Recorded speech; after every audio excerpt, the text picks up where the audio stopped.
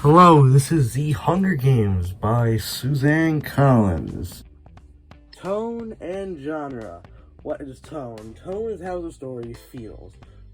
Cheery, brightful Hunger Games has severe tones of being very dark and depressing, with lots of signs of poverty and the overall survival, because it's the future and America's basically gone to crap.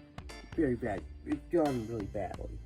And then the genre is dystopian future. Basically speaking, the future is bad. It is not good, because that is an understatement. It is pretty bad. That is what it is. So, it's dystopian future. You do have futuristic stuff, like flying planes and Tesla coils that shoot lightning and advanced barbed wire, but it's also lots of destruction and, the general theme of fire. And we'll go to the next thing, which is POV and narrator. POV is basically speaking the point of view, or as the drawing suggests, it's where you see it. It comes from above or it comes from the front. And if it's first person, it comes from Katniss Everdeen, the main character. Narrator. Really none, but Katniss Everdeen is the person that says the story, so there's no one doing a reaction like Morgan Freeman, but there is someone who's telling everything. And next up is setting. What is the setting of the book? The setting takes place in the future United States. Basically, what happened was the big old capital, big states, and so this is it now. Every state has either a bonus, perk, or bad. Basically speaking, one and up, one is the most richest, while 12 is the least richest, so it goes to that. And then you have 13, which is technically it was blown up during the Civil War, and so every year they have to do the Hunger Games. And so that's a general explanation of why everything's messed up, because they tried to get freedom from him, they kicked them, and they kinda gotta sacrifice 2 people a year. So we will now get on to the characters. We have 3 main characters. We have Katniss Everdeen, who is the main character. Her father, who was a coal miner who died tragically in the coal mine, but taught her how to do archery. It gave her a big skill because it's illegal there. She is from District 12, the poorest district, because the highest number is the poorest.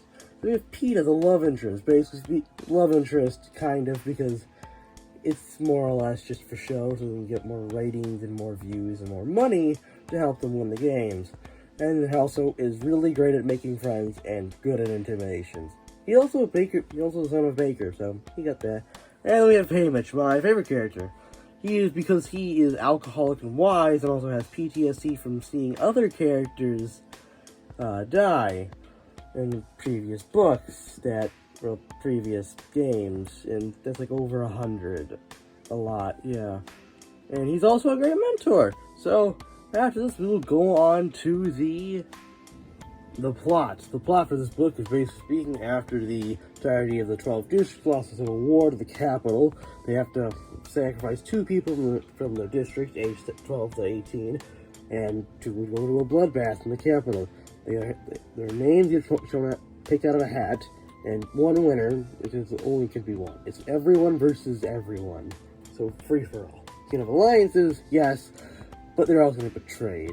And so you go to the dome, you fight, you start on the pedestal with mines, those get deactivated, you run to the cornucopia, grab the weapons, and then you start fighting. And the weird part about this book is that there's actually 2 winners. Peeta and Katniss do get one, but this plays into the next book, which is the 75th, and every 25th is special. So now we're going to we have themes. The themes are inequality between the rich and poor, because the rich people make the games and the poor people play the games, and suffering and entertainment, because the games are a lot of suffering. Football upstairs. Passage, I volunteer, I grasp, I volunteer as tribute. This is when Katniss Everdeen volunteers so that her 12-year-old sister doesn't have to go to the games, and this later leads to a revolution. And however, it's book 4 or 5 stars. Pretty great. Read the entire series if you could. And that's most of it. And then we have the next book, Catching Fire.